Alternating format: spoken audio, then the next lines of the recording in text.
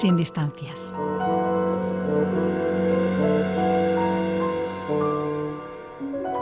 Fue pues a las 10 de hoy cuando la primera de todas las máquinas del tiempo comenzó su carrera. Le di un último toque, probé todos los tornillos de nuevo, eché una gota de aceite más en la varilla de cuarzo y me senté en el soporte. Supongo que el suicida que mantiene una pistola contra su cráneo debe sentir la misma admiración por lo que va a suceder que experimenté yo entonces.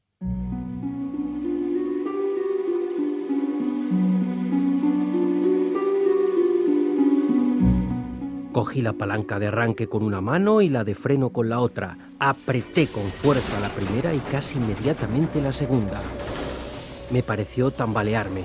Tuve una sensación pesadillesca de caída y, mirando alrededor, vi el laboratorio exactamente como antes. ¿Había ocurrido algo? Por un momento sospeché que mi intelecto me había engañado. Observé el reloj. Un momento antes, eso me pareció, marcaba 1 minuto o así después de las 10, y ahora eran casi las 3:30. Respiré apretando los dientes. Así, con las 2 manos, la palanca de arranque y partí con un crujido. El laboratorio se volvió brumoso y luego oscuro.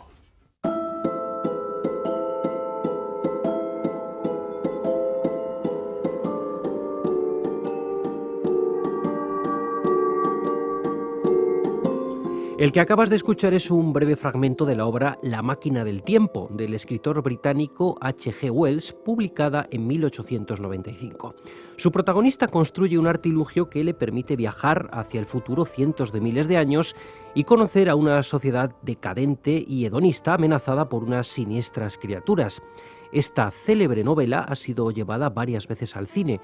Este pasaje que vamos a escuchar pertenece a la adaptación de 1960. Perdone, señor.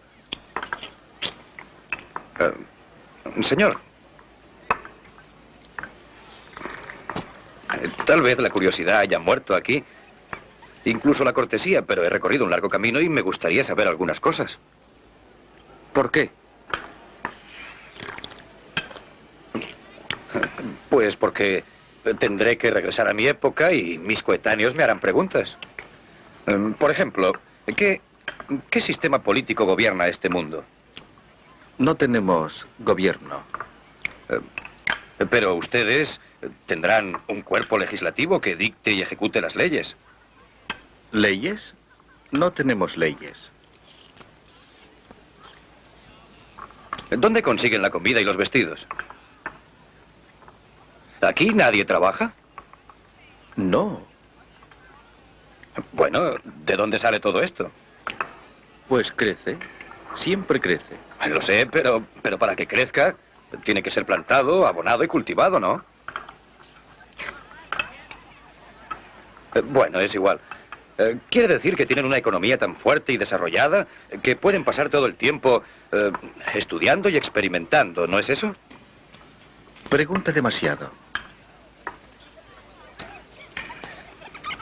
Bueno, ese es el único medio por el que el hombre ha aprendido y se ha desarrollado. Y yo quiero aprender.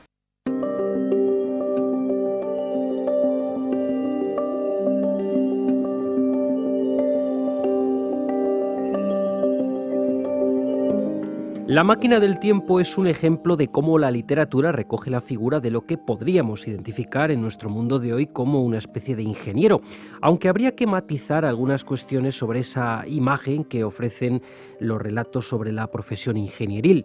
Precisamente a este apasionante tema vamos a dedicar este espacio. Vamos a realizar un recorrido por algunos ejemplos en los que los protagonistas literarios son los ingenieros, o al menos en esa profesión también podríamos incluirlos. A este respecto han conversado el catedrático de la Escuela de Ingenieros Industriales de la UNED, José Carpio, y la profesora de la Facultad de Filología, María García Lorenzo. Con ellos te dejamos.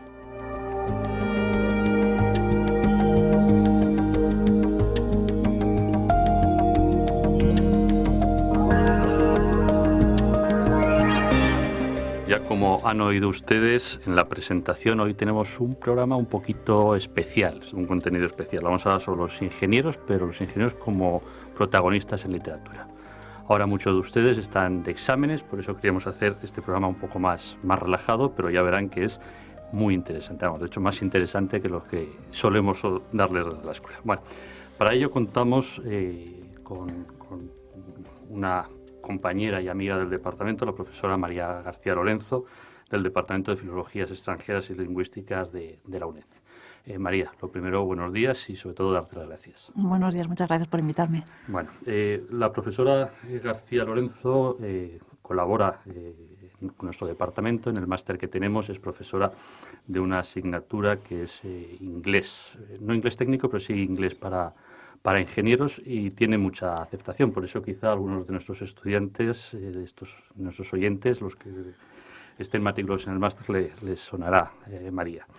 Y luego, pues también ha colaborado, tuvimos hace un par de cursos, otro programa sobre medio ambiente, hablando sobre temas de eficiencia energética y ahorro energético que tenemos en el departamento también, pues hicimos un programa sobre medio ambiente y cómo el medio ambiente se había visto también en la literatura. Así que ya que eres un poco conocida dentro de los programas de ingeniería, pues darte la bienvenida y, como he dicho, gracias. Pues bueno, un poco, si quieres, empezamos ya. Mi idea y mi rabia como ingeniero es que, joder, ¿por qué James Bond no es ingeniero? ¿O por qué los protagonistas? Es decir, ¿por qué siempre los ingenieros son el amigo del protagonista y el amigo útil que al final le termina ayudando y casi salvando? Pero no hay protagonistas que sean ingenieros. Entonces, me gustaría que nos hablase sobre ello.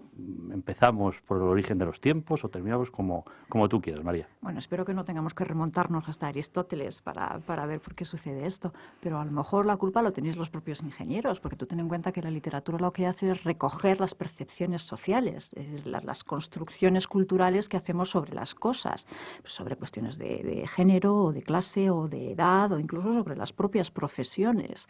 Entonces, si la literatura es un cruce de discursos, a lo mejor la percepción que transmite sobre la ingeniería tiene mucho que ver con lo que sucede fuera de la ingeniería. O sea, quizá el planteamiento tendría que ser algo mucho más social que propiamente literario. Otra idea que podríamos apuntar es en qué sentido nosotros estamos esperando a que alguien sea un héroe literario o un protagonista. Un protagonista es alguien en literatura que recoge toda nuestra atención narrativa, es decir, que nosotros vamos leyendo porque queremos saber qué le ocurre a ese personaje. Nuestra idea de lo que es un protagonista ha variado mucho en los últimos siglos. Antes, un protagonista, alguien central en la trama, era alguien heroico, es decir, alguien que recogía los valores de toda una comunidad y los actuaba, los ponía sobre la trama. Lo que pasa es que esto varió mucho cuando la literatura se convirtió en algo de entretenimiento, en algo para la clase media más acomodada, y entonces ese personaje central tenía que recoger los valores de aquellos a los que representaba. Entonces, si era una clase que ya no dependía tanto de luchas o de conflictos, sino más de ir viviendo el día a día, pues a lo mejor ya ese protagonista central no era alguien tan heroico, ¿no? Con unas características tan sobresalientes. Bueno, esto no quiere decir que un ingeniero no pueda ser el centro admirable de una narrativa. No, bueno, en ese sentido quizá a lo mejor yo lo que siempre he dicho es que la ingeniería está ya tan en la base de nuestra vida que muchas veces no nos damos cuenta. Es decir, todo lo que tenemos alrededor tiene un ingeniero, entonces quizá el ser ya algo tan base hace que no se nos vea. En ese sentido, lo que has comentado, pues casi una de las primeras recomendaciones para leer y donde claramente sí que los ingenieros son protagonistas son las biografías de grandes ingenieros. Todo lo que ha sido el desarrollo de la ingeniería o en el caso de mis asignaturas de la ingeniería eléctrica, que son todos los grandes científicos, pero sobre todo ingenieros que han terminado construyendo al final del siglo XIX y del siglo XX, animo a la gente a que se lea, porque no solo Edison tuvo una vida divertida, hay muchos ingenieros como Tesla, como Jeff Henry, que tienen una vida verdaderamente novelesca. Sí, efectivamente. Apuntas una cosa muy interesante, y es que una biografía, por definición, se centra en la vida de una persona. Es decir, hay un interés individual. Sin embargo, por lo poco que yo sé de vuestro trabajo, porque mi colaboración con vosotros es muy tangencial, sí que veo que el trabajo del ingeniero es algo muy grupal, es algo muy para trabajar en grupo. Y eso es un impedimento para que alguien sea el centro de una narrativa. Es decir, si tenemos que poner nuestra atención en la vida y en las actuaciones de un único personaje, si ese personaje es ingeniero, de alguna manera su labor como ingeniero requiere que esté colaborando en grupo. A lo mejor ese puede ser un impedimento para que sea alguien que recoja toda la trama de una novela o de una obra literaria.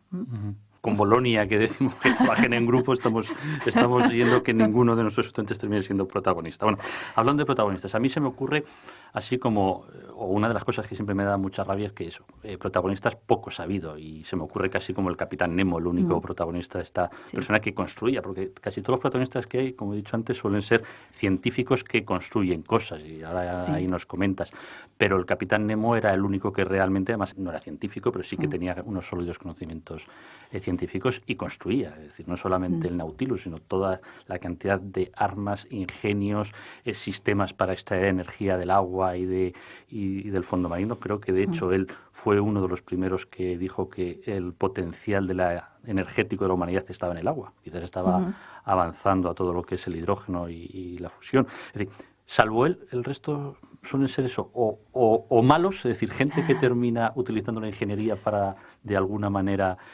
tiranizarnos a todos, y también en Julio Verne hay unos cuantos ejemplos, o bien son pues un poco como el doctor Watson respecto a Sherlock Holmes, es decir, el amigo que al final le termina sacando, pero no es el prota. Quizá cuéntanos unos cuantos casos. Bueno, yo te paso la palabra. Sí, pásamela. Yo dividiría un poco estos ingenieros literarios en dos grupos. Primero, el ingeniero en sí mismo, es decir, alguien con una formación como ingeniero.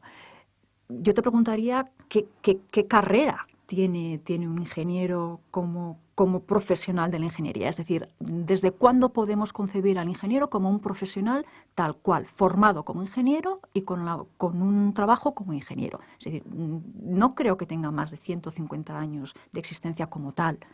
Además, las categorías científicas se han empezado a diversificar no hace tanto tiempo. Es decir, carecemos también de esa tradición literaria del ingeniero, porque no había ingenieros como tal. Es decir, el científico era científico en muchos campos a la vez, porque todavía no se había diversificado la ciencia y la tecnología en tantos campos como para decir este señor era químico, este señor era ingeniero. Sí, no, la verdad es que como escuelas o grupos de técnicos que estudiaban esa parte técnica un poco separada de la ciencia, pues evidentemente estaban los civiles y luego todo lo asociado a los temas militares, que eso sí que pueden tener, o minas, es decir, eso sí que puede haber. Pero lo que preguntas, hace poco el Colegio de Industriales de Madrid hizo 120 años, o la escuela o la profesión. Es decir, que en realidad es eso, existimos como tal en este último siglo. Efectivamente. Sin embargo, sí que podemos encontrar en literatura personajes que, si no tienen una formación ingenieril como tales, sí que actúan como ingenieros. Y construyen cosas. Y construyen cosas, efectivamente. Cuéntanos. O sea, tienen conocimientos científicos y aplican esos conocimientos científicos para solventar una serie de necesidades o para inventar cosas.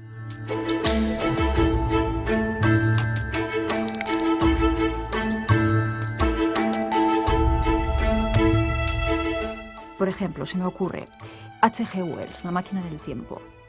Tenemos una novela que prácticamente todos conocemos, yo creo, que es The Time Machine, y esa máquina del tiempo la construye alguien. Es decir, el protagonista, narrador de la historia, no es un ingeniero como tal, porque en ningún sitio, en ningún punto de la novela se nos describe así, pero es él el que tiene los conocimientos necesarios sobre física, sobre entropía, sobre mecánica, para poder construir esa máquina que luego va a ser el eje central narrativo de la historia.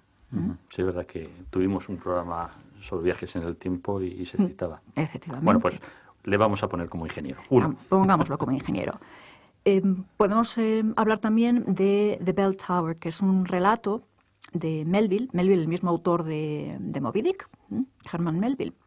La Torre del Campanario es, como digo, un relato publicado en 1855 en el que tenemos un ingeniero. No se menciona la palabra engineer en el relato como tal, sino que tenemos una especie de arquitecto, ingeniero, una amalgama de profesiones que al final nos da un tipo que construye un ingenio en lo alto de una torre. Y este ingenio sirve para dar la hora. Esto avanza un poco la preocupación que tenía Melville en representación de su sociedad sobre qué estaba pasando con el progreso científico y tecnológico y cómo estaba afectando a la población civil. Yo invito a todos los estudiantes a que, si tienen un ratito, pues que consigan este relato, porque es muy interesante qué pasa con este ingeniero constructor. Podemos hablar también de la novela de Mark Twain, Un Yankee en la corte del rey Arturo, que es otra de esas historias que todos conocemos porque ha pasado por el cine en muchas ocasiones y versionado de diferentes formas.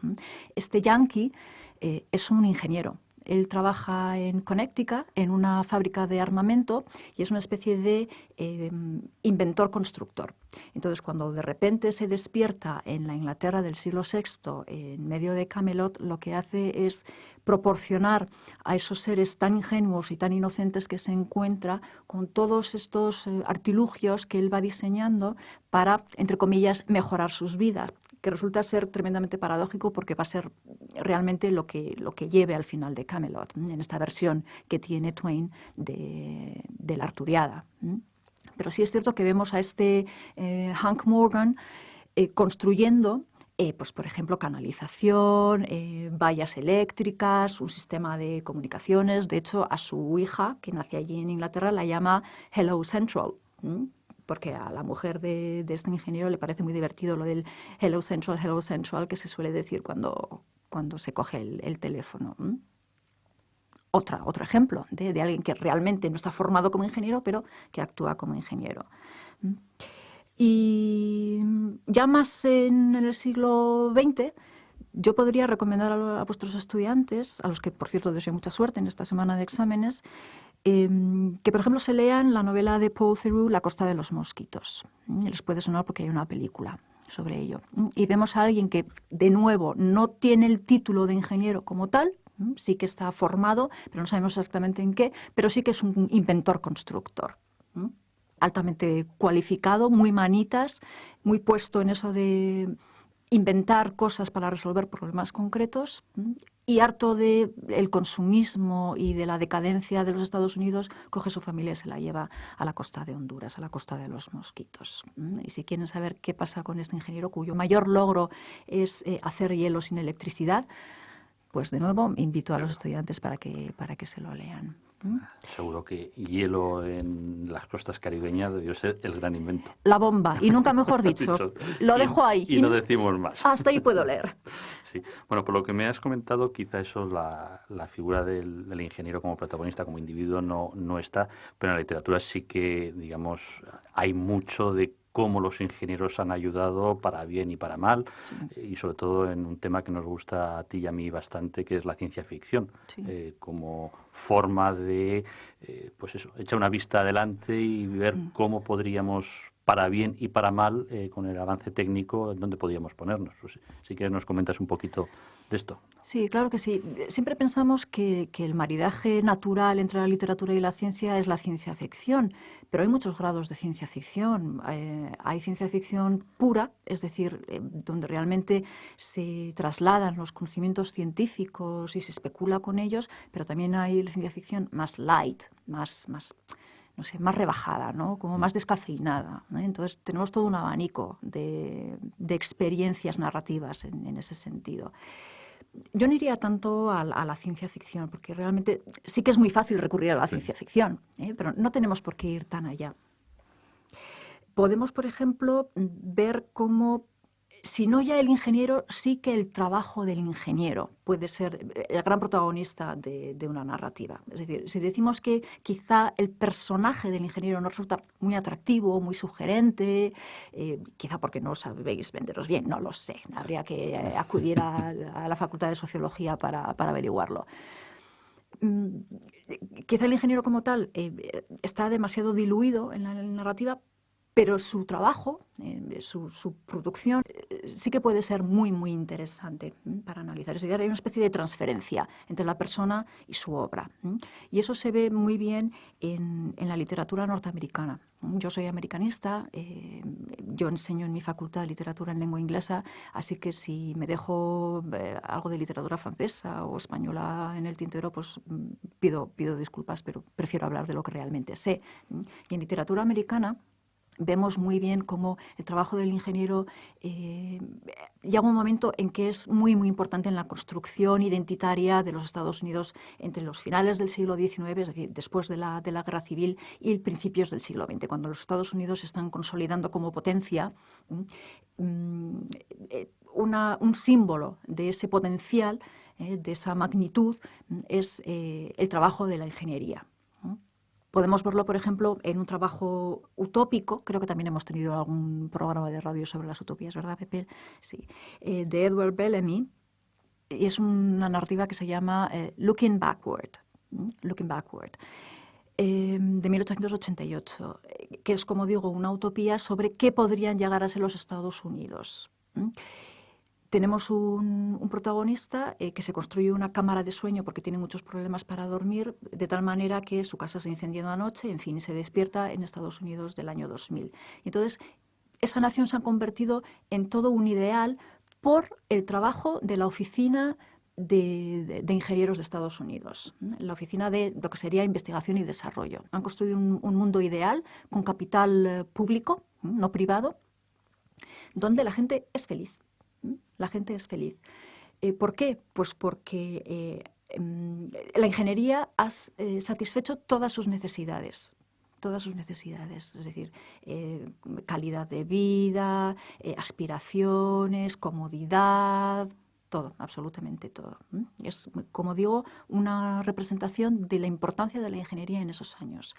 Podemos verlo también, por ejemplo, en una de las novelas típicas de la sociedad norteamericana, como es El Gran Gatsby, que, por cierto, tenemos una versión cinematográfica a punto de estrenarse en cualquier momento. Una nueva. Una nueva, efectivamente, una nueva.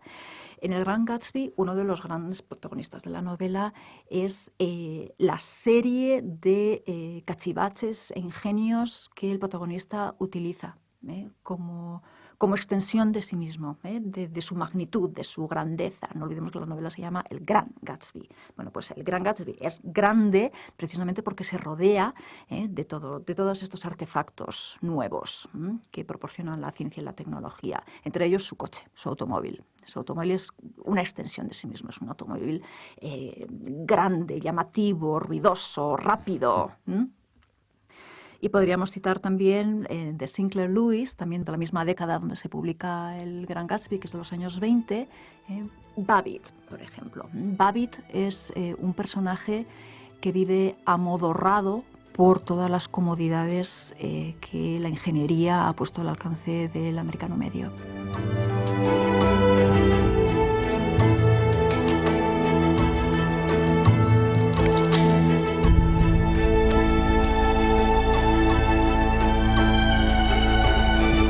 Estamos en los años 20. Estamos en los años 20 todavía, efectivamente. Hemos dado un salto muy grande hacia los años 20, pero yo volvería sobre alguien que sí que tiene cierta formación ingenieril, y me refiero a Edgar Allan Poe. Anda, sí. Es decir, no solamente escribía cosas de miedo y de Poe misterio. hacía un poco de todo. A pesar de los pocos años que tuvo su vida, hizo un poquito de todo. Es un personaje curioso. Sí, es casi también un personaje de en cuento. Sí mismo, en sí mismo, efectivamente. No sé si saben nuestros estudiantes que Poe pasó por West Point, por la Academia Militar, donde, como tú mencionabas antes, lo militar y lo ingenieril se mezclaban. Sí, bueno. Escuelas de ingenieros militares. ¿No? Sí. De hecho, recordando en el libro de Julio Verne de La Tierra a la Luna, toda la idea e incluso la misión de ir a la Luna parte de los artilleros de las escuelas militares. Bueno, pues Poe era un tipo realmente curioso, leía mucho, leía sobre matemáticas, sobre física, sobre ingeniería. Realmente se ve en su obra esa curiosidad científica que tenía. Ahora que mencionas lo de los viajes a la Luna y tal, una de las preocupaciones de Poe era también desentrañar los engaños que podía venir de la euforia tecnológica del siglo XIX. Por ejemplo, tiene un relato que se llama El camelo del globo, para prevenir a los lectores sobre lo fácilmente que se nos puede engañar por por nuestra credibilidad, por esa reverencia que tenemos hacia las autoridades científicas y tecnológicas, que eso se ve muy a menudo todavía en los medios de comunicación, que cuando algún científico nos comunica algo tendemos a creerlo porque es la autoridad científica. Bueno, pues Poe se encargó en varios de sus relatos, no solamente en este llamado El camelo del globo, se encargó de advertirnos, de que tuviéramos cuidado con esa pseudociencia en la que podemos caer. Y lo mismo que nos advertía sobre este aparente viaje en globo a través del Atlántico, en un globo de gas, ni más ni menos, lo mismo podía pasar con los viajes a la Luna. De hecho, algunos relatos de Poe inspiraron a Julio Verne, con el que habíamos empezado. Y otra de las cosas que me gusta mucho de Poe es su interés por los relojes. Los relojes aparecen constantemente en la obra de Poe. Es muy habitual encontrar un reloj. ¿Por qué? Bueno, pues porque el reloj era un poco el símbolo del universo mecanizado de Newton. Para Newton, el mundo funcionaba como un inmenso reloj basado en leyes mecánicas. En las leyes. Poe recogió esa idea, esa metáfora del reloj como representación de un universo mecanizado y sujeto a unas leyes. Pero es cierto que nos advertía sobre ello. Yo recomiendo un relato precioso que se llama El diablo en el campanario. Es sobre una aldea inventada que funcionaba a golpe de reloj, al golpe del reloj que tenían en el campanario. Entonces, toda su vida estaba organizada. Eso nos suena, ¿a que sí? Sí. Nos suena a todos. Hacían todo exactamente al mismo tiempo que marcaba el reloj. Y entonces un día un diablo se sube a ese campanario y empieza a tocar las campanadas desacompasadamente. ¿Qué pasa? Que a ellos se les pierde una hora. Es decir, ellos estaban esperando a que sonaran las 12, pero no suenan las 12, suenan muchos más. Y entonces se les pierde esa hora en el mundo. Entonces es muy divertido ver los efectos de esa pérdida de la pauta mecánica marcada por el reloj. Un reloj que alguien ha construido, obviamente, para que funcione de forma precisa. No, también hemos hablado de las utopías, de lo bien que iba. También está en la parte contraria, las distopías, y en ese sentido muchas veces las novelas que hablan de estas distopías nos llevan a qué pasa en el mundo cuando todas esas comodidades y todos esos avances científicos o se usan para mal o se pierden, por ejemplo, y entonces casi volver no a la edad de piedra, pero sí a la Edad Media, que sería impensable para la sociedad de ahora, que ha conocido todo lo que tenemos.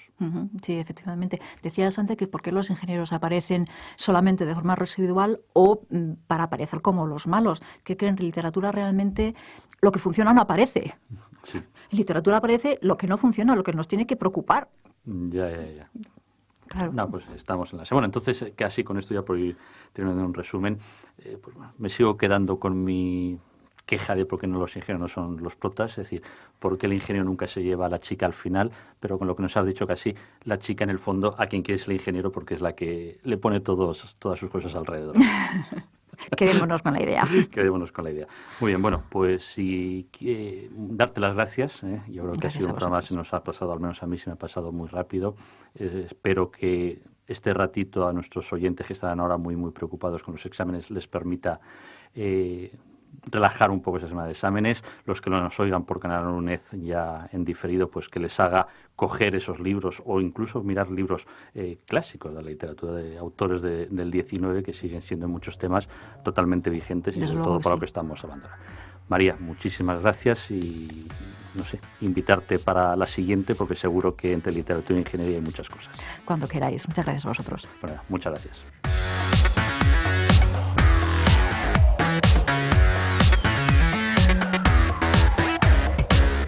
Pues volvemos ya después de este viaje literario a la realidad, agradeciendo al profesor José Carpio y a su invitada, la profesora García Lorenzo, el rato tan agradable que nos han deparado. Espero que hayas tomado nota de los libros que nos han recomendado porque seguro van a divertirte. Como a buen seguro te divertirán los programas de Radio 3 que van a continuar a partir de este momento porque tenemos que despedirnos.